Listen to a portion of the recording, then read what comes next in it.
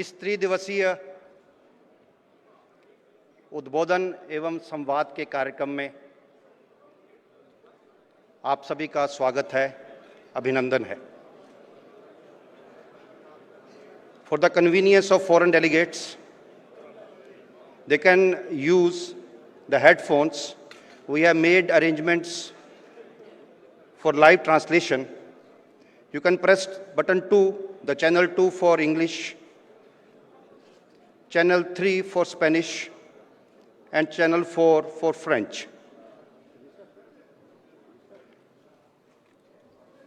अभी हमारे मध्य पूज्य सरसंघ चालक जी, माननीय सर कार्यवाह जी व मंच पे आदरणीय क्षेत्र संचालक जी, आदरणीय प्रांत संचालक जी हमारे मध्य पधारेंगे। आज समाधान का दिवस है, जिज्ञासा का दिवस है। संघ के बहुत वरिष्ठ अधिकारी आज हमारे मध्य उपस्थित हैं। विभिन्न संगठनों के बहुत वरिष्ठ अधिकारी हमारे मध्य उपस्थित हैं।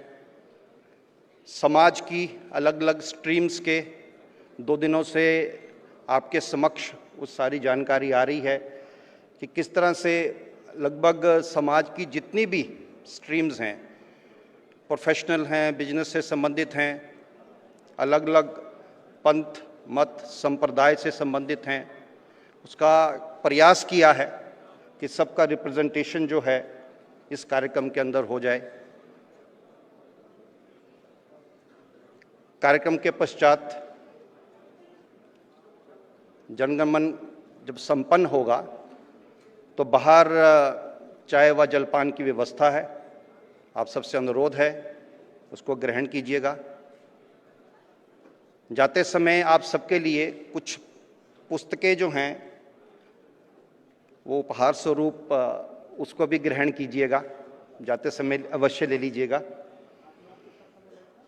आप सबने इतना समय निकाला, आज तीसरा दिन है, तीनों दिन आपका रहना रहा। राष्ट्रीय स्वयंसेवक संघ का आपने निमंत्रण स्वीकार किया, संघ के निमंत्रण पे आप 3 दिन आए, उसके लिए भी आपका बहुत धन्यवाद है।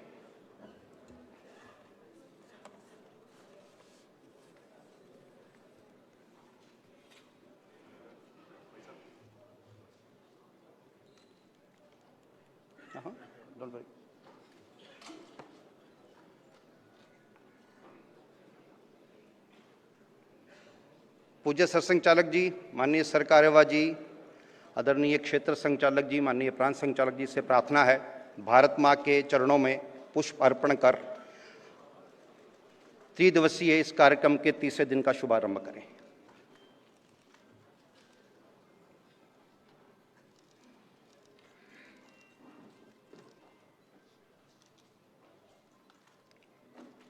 अभी वंदे मातरम रहेगा।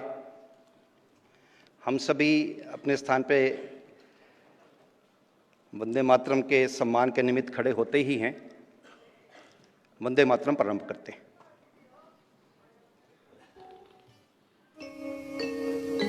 वंदे मातरम, वंदे मातरम, सुजलां सुफलां मलयज शीतलां शस्य श्यामलां मातरं वन्दे मातरम्। शुभ्रज्योत्स्नां पुलकितयामिनीं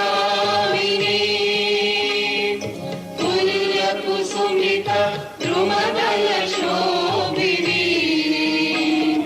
सुहासिनीं सुमधुरभाषिणीं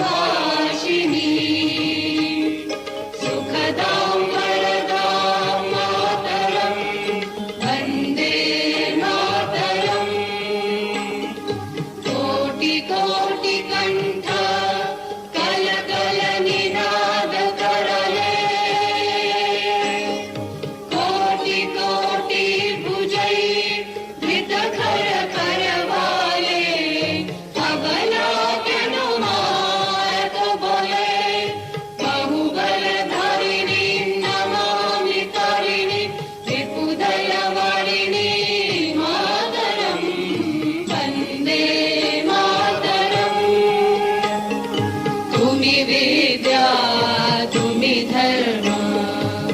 तुम्ही रिधी तुम्ही मर्मा त्वं हि प्राणाः शरीरे बाहुते तुम्ही मा शक्ति हृदये तुम्ही मा भक्ति तुम्हारी प्रतिमा गढ़ी मंदिरे मंदिरे वंदे मातरम्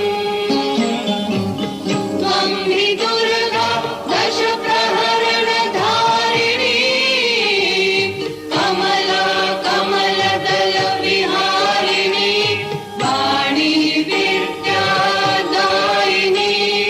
नमामि त्वां नमामि कमला ममला अतुला सुजला सुफलां मातरम् वन्दे मातरम् श्यामलां सरलां सुस्मितां भूषितां धरणीं भरणीं मातरम् वन्दे मातरम् वन्दे मातरम् भारत माता की।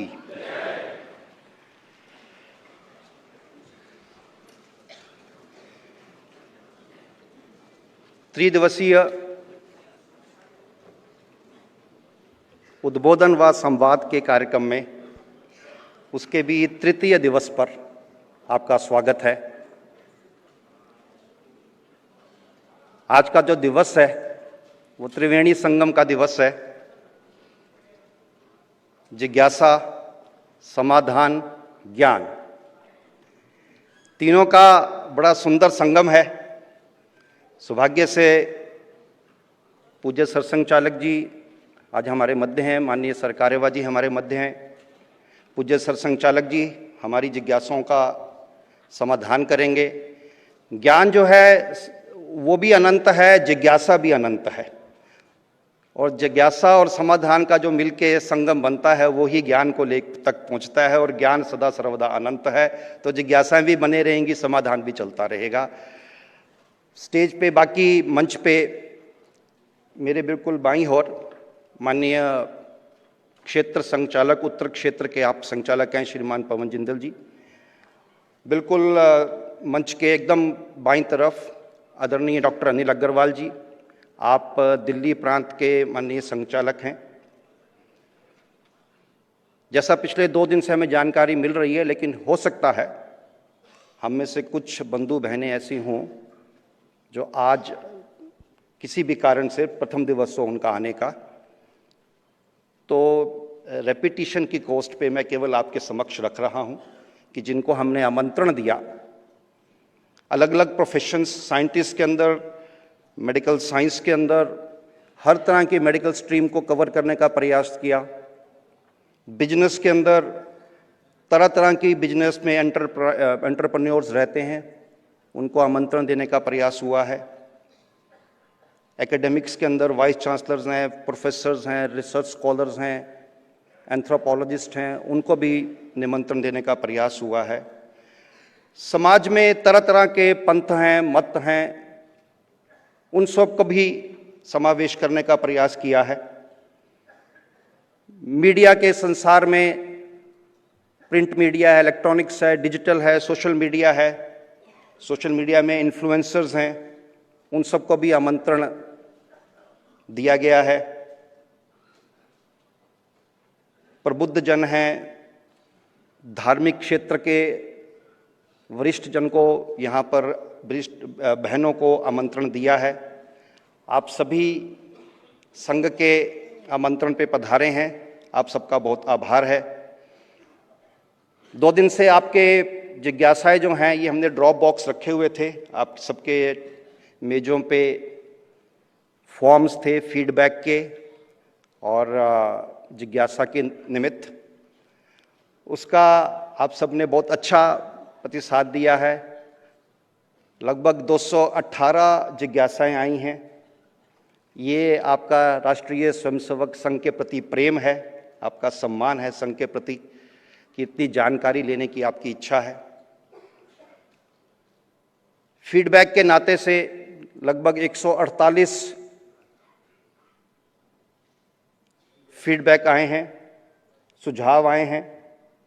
वो पूजनीय सरसंघ चालक जी को हमने दे दिए हैं। संघ की जो ये यात्रा है तो वो सब संघ की यात्रा में बहुत महत्वपूर्ण है वो सभी, और उनके बिल्कुल उचित जो भी उसके अंदर संभव होगा वो सब किया जाएगा। प्रश्नों को 218 क्योंकि प्रश्न है तो कुछ विषयों के ऊपर ये प्रश्न है, जैसे हमने 21 समूह बनाए हैं इन विषयों के, तो प्रयास किया है कि सभी प्रश्न उस समूह के अंदर समाहित हो जाएं, प्रश्न का मर्म बना रहे, प्रश्न का भाव बना रहे, इसके लिए भी कार्यकर्ताओं ने चिंता की है। मैं प्रथम प्रश्न से आज के इस जिज्ञासा समाधान को प्रारंभ करता हूं।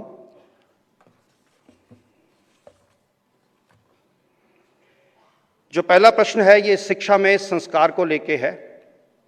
जिन बंधु बहनों के प्रश्न आए हैं मैं नाम पढ़ देता हूं आपके समक्ष।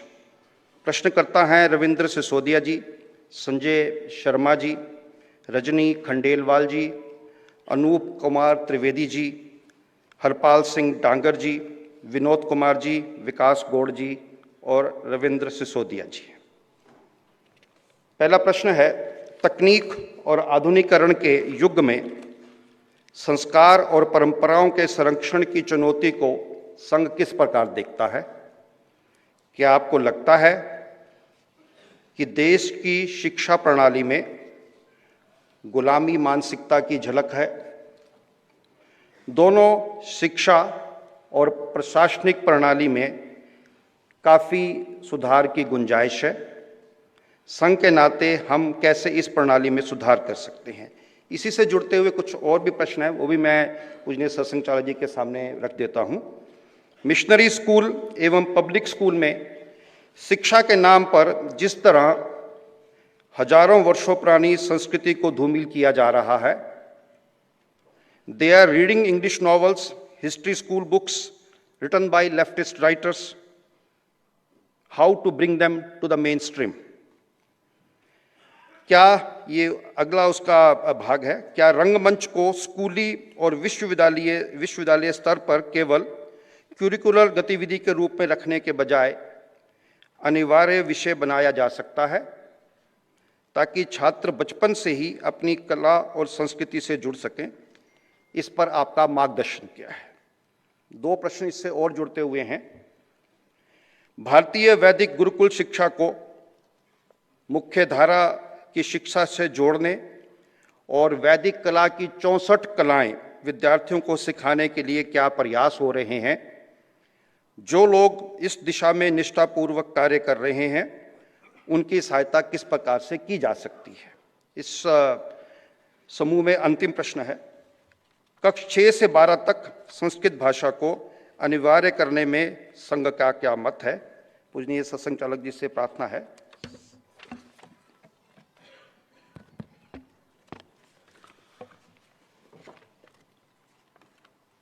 तो तकनीकी और आधुनिकता, इनका शिक्षा से विरोध नहीं है। जैसे जैसे मनुष्य का ज्ञान बढ़ता है नई तकनीक आती है, उसको आने से कोई रोक नहीं सकता, और वो आती इसलिए है कि मनुष्य को कुछ भला उसके हाथ से हो, इसीलिए उसको खोजा जाता है। उसका उपयोग करना मनुष्य के हाथ में है। कोई भी तकनीक आती है तो उसका मनुष्य के हित के लिए उपयोग करना, अगर उससे कुछ दुष्परिणाम होने वाले हैं तो उन दुष्परिणामों से बचना और बचाना, यानी तकनीकी के मालिक मनुष्य बने रहे, तकनीकी मनुष्य की मालिक न बन जाए। पुराने जमाने में कहते थे कि पहले लाठी पहलवान घुमाता है, बाद में लाठी पहलवान को घुमाती है। आज हम कैसे कि पहले मोबाइल हम सुनते हैं, आजकल मोबाइल हमको सुनाता है। तो ये न हो, इसीलिए शिक्षा आवश्यक है। अशिक्षित हाथ में पड़ जाए तो सारा ज्ञान का क्या दिशा लेगा बता नहीं सकते, वो विध्वंसक भी हो सकता है। सुशिक्षा यानी केवल लिटरेसी नहीं, एजुकेशन यानी केवल स्कूलिंग, इंफॉर्मेशन क्रैमिंग नहीं, तो मनुष्य सुसंस्कृत बने, मनुष्य वास्तविक मनुष्य बने, इसको शिक्षा कहते हैं। वो शिक्षा मिलती है तो मनुष्य विष का भी उपयोग दवाई के रूप में कैसा करना ये खोज लेता है। ऐसी शिक्षा अपेक्षित है। अपने देश की शिक्षा बहुत पहले लुप्त हो गई, लुप्त की गई। एक नई शिक्षा पद्धति इसलिए लाई गई कि हम लोग सदा विदेशी आक्रमकों के या विदेशी हमारे उस समय जो शासनकर्ता थे, हम उनके गुलाम थे, उनकी गुलामी में हम सदैव बने रहे। इस देश पर उनको राज्य करना था, इस देश का विकास नहीं करना था, और इसलिए सारी जो प्रणालियां उन्होंने बनाई उसमें हम इस देश पर राज्य कैसा कर सके इसको ध्यान में रखकर उन्होंने बनाया। उन्होंने इस देश को जीता था, इस देश को उनको अपने अधीन रखना था, उसके लिए जो करना है वो उन्होंने किया। लेकिन अब हम स्वतंत्र हो गए तो हमको राज्य चलाना केवल नहीं है, प्रजा पालन करना है। उसकी मानसिकता निर्माण होना, उसके लिए आवश्यक वो सारी जानकारी भूतकाल की भी बच्चों को मिलना, जिससे उसमें ये गौरव पैदा हो सके कि हम भी कुछ है, हम भी कर सकते हैं, हमने करके दिखाया है। ये सब परिवर्तन होना आवश्यक था। थोड़ा बहुत होते होते पिछले सालों में और इसका अवेयरनेस ज़्यादा बढ़ा है, और इसलिए नई शिक्षा नीति में ये सारी बातें लाए, ऐसा प्रयास चल रहा है। कुछ बातें हो गई ऐसा मैं सुन रहा हूँ, कुछ बातें होने वाली है, लेकिन शिक्षा में ये प्रणाली इस प्रकार बदलना, प्रशासन में भी इस प्रकार की प्रणाली बदलना ये आवश्यक है। उदाहरणार्थ मैंने सुना, अब वो पुरानी बात है, अब होगी ऐसा नहीं। नागपुर में, मैं नागपुर का प्रचारक था, तो एक सज्जन आ गए, वहाँ इनकम टैक्स कॉलेज है, केरल से आए थे, IPS कैडर के थे। वो कार्यालय ढूंढते ढूंढते आ गए और मुझे अटल बिहारी वाजपेयी से मिलना है। तो मेरे कार्यालय प्रमुख वो यहाँ नहीं मिलेंगे। नहीं, यहाँ से उनके पास मेरा संदेश जा सकता है। तो वो जनसंघ का कार्यालय, उस समय बीजेपी थी, बीजेपी का कार्यालय है, वहाँ जाइए। उसने कहा वहाँ गया था, वहीं से यहाँ भेजा है। तो अब क्यों भेजा मुझे मालूम नहीं, मैं नागपुर का प्रचारक था इसलिए मुझे मेरे सामने ही उनको भेज दिया।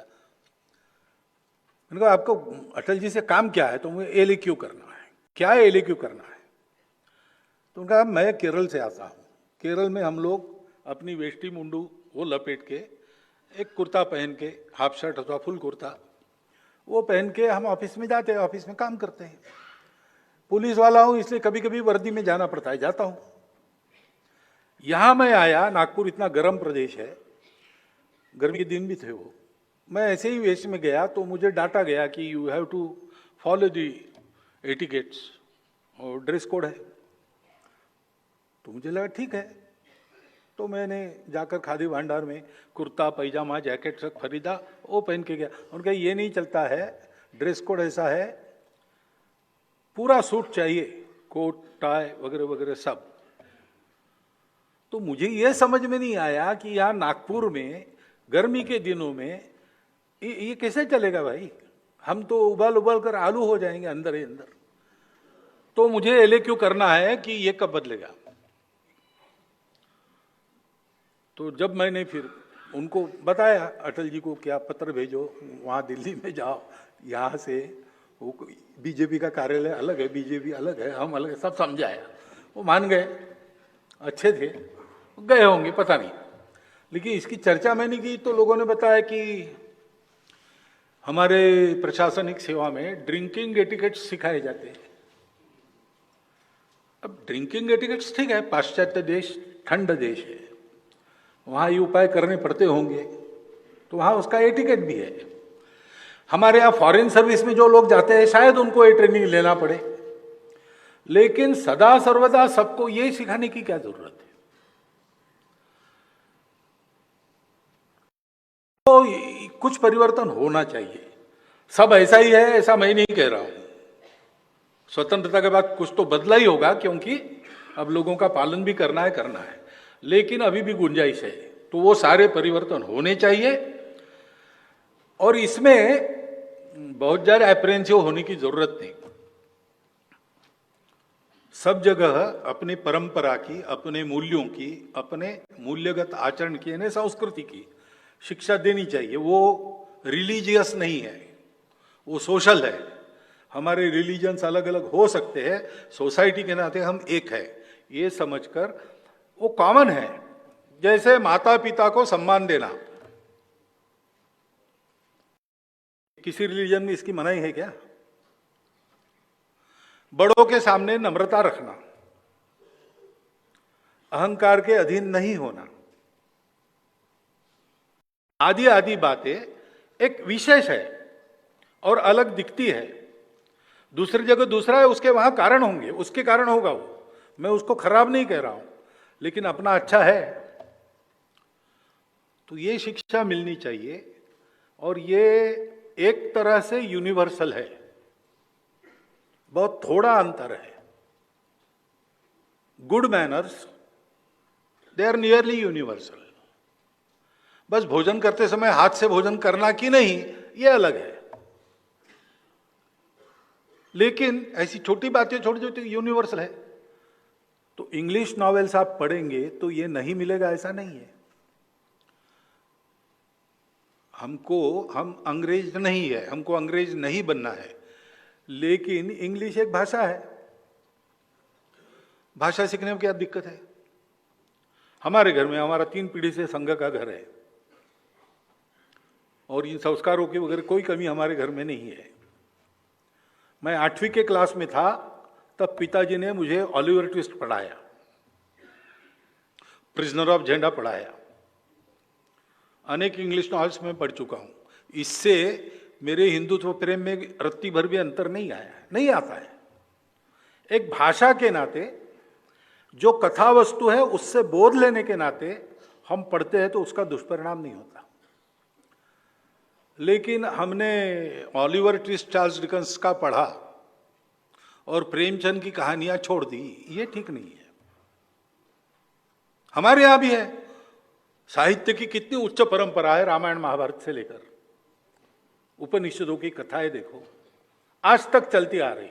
हर भाषा में एक लंबी अच्छी परंपरा है, वो सीखना चाहिए और इसकी शिक्षा सब में मिलनी चाहिए। क्योंकि मिशनरी स्कूल हो, मदरसा हो, कुछ भी हो, रिलीजियस एजुकेशन एक अलग बात है, लेकिन सोशल मेरिट के नाते हमारा सबका सिलेबस एक है। वो भारत की परंपरा है, प्राचीन काल से चलती आई है। जैसे श्रीमान आरिफ बेग आए थे, मैं नगर प्रचारक था अकोला में, विजयादशमी उत्सव के अध्यक्ष के नाते वो आए थे। तो उन्होंने कहा था कि इस देश की परंपरा कैसी है, सबके लिए कितनी अच्छी है। तो उन्होंने उदाहरण दिया था कि अलंकार सुग्रीव और अन्य वानरों के पास मिले, वो सीता जी के है कि नहीं पहचानना था। लक्ष्मण को बुलाया कि तुम भी पहचानो। उसने कहा मुझे केवल पैर की पंजनियां दिखाओ, क्योंकि मैंने कभी सीता जी के मुख की ओर दृष्टि नहीं डाली, मैंने हमेशा उनके चरण ही देखे। अब इसमें जो एक संस्कृति झलकती है वो कितनी बड़ी है, वो सबकी समान है, उसकी शिक्षा सब में होनी चाहिए। उससे हमारा रिलीजन मार नहीं खाता, उल्टा अधिक अच्छा बनता है। ये समझना चाहिए और ये संस्कार सब में होने चाहिए।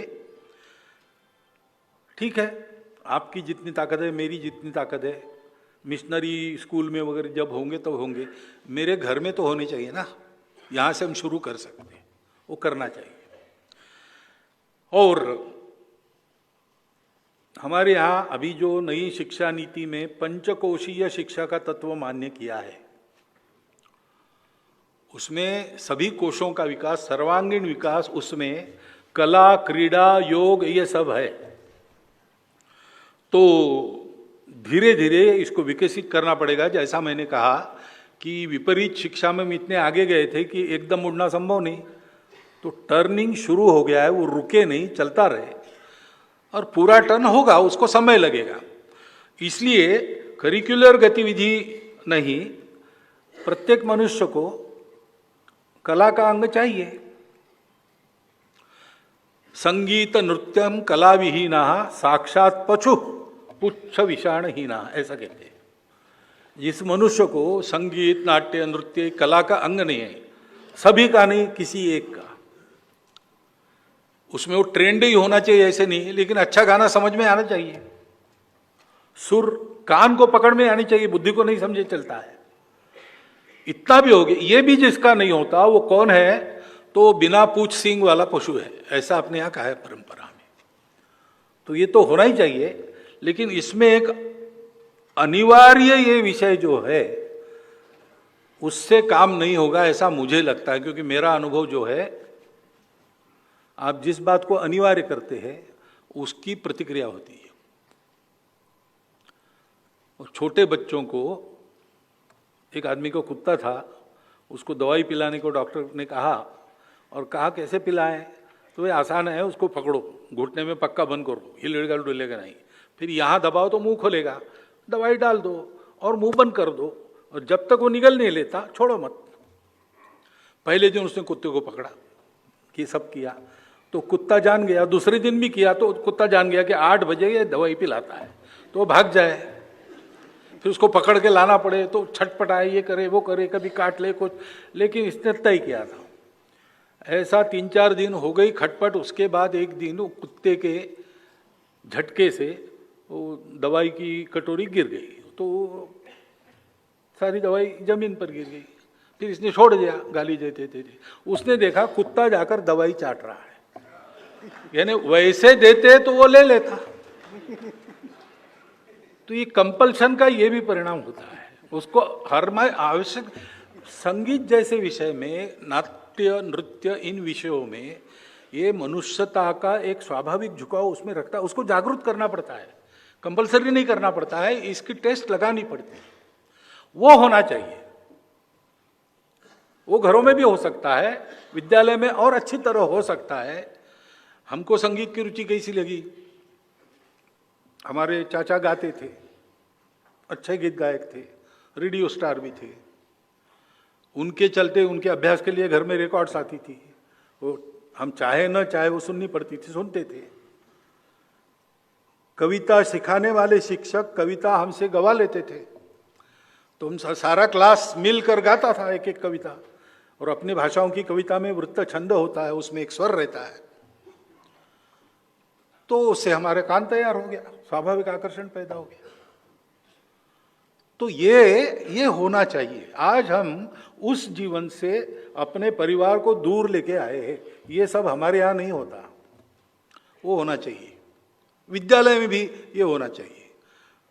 कभी कभी विद्यालय के सिलेबस में ऐसी कविताएं होती ही नहीं कि जिनको गा सके, और सुंदर सुंदर कविताएं हैं। ये सब देखना पड़ेगा, केवल कंपलसरी करने से काम नहीं होगा। वैदिक काल की 64 कलाएं जो रिलेवेंट है वो सिखानी चाहिए। गुरुकुल शिक्षा को मुख्य धारा, उल्टा करना चाहिए, मुख्य धारा को गुरुकुल शिक्षा से जोड़ना चाहिए।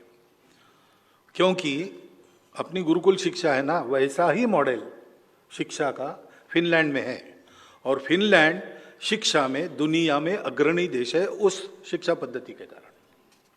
उस शिक्षा पद्धति को चलाने वाले शिक्षकों की अलग यूनिवर्सिटी उनकी है, और उस देश में बाहर से बहुत सारे लोग आते हैं, क्योंकि वहां जनसंख्या कम है, तो वो लेते हैं सभी देशों के।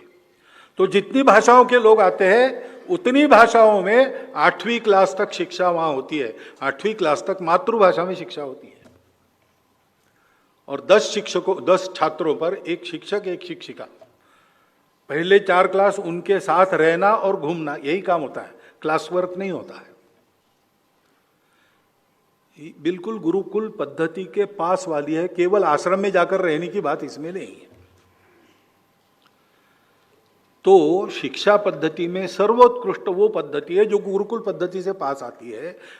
इसलिए अपनी शिक्षा की मुख्य धारा को गुरुकुल पद्धति से जोड़ने का प्रयोग करना पड़ेगा। और संस्कृत भाषा की भी बात वही है। अनिवार्य क्यों करे भाई? अपनी परंपरा जानना है, भारत को जानना है, तो संस्कृत भाषा का ज्ञान बहुत अच्छा है, होना ही चाहिए। तब हम जान सकते, मूल स्रोतों से जान सकते। हमको भाषांतर पढ़ने नहीं पड़ते, और भाषांतर बहुत सारे गलत किए हैं अथवा किए गए। तो मूल स्रोत जानना है तो संस्कृत पढ़ना अनिवार्य है। लेकिन स्कूल में मुझे घर से भेजा, संस्कृत परीक्षा दो, किला पारडी की परीक्षाएं चलती थी, तो मेरा मन नहीं लगा। लेकिन घर में मुझे संस्कृत स्तोत्र सिखाए गए, वो मैंने याद कर लिए। और संस्कृत भारती की पद्धति जब मैंने देखी तो मैंने देखा कि संस्कृत के बारे में शंकित लोग भी उनके प्रशिक्षण वर्ग में आते हैं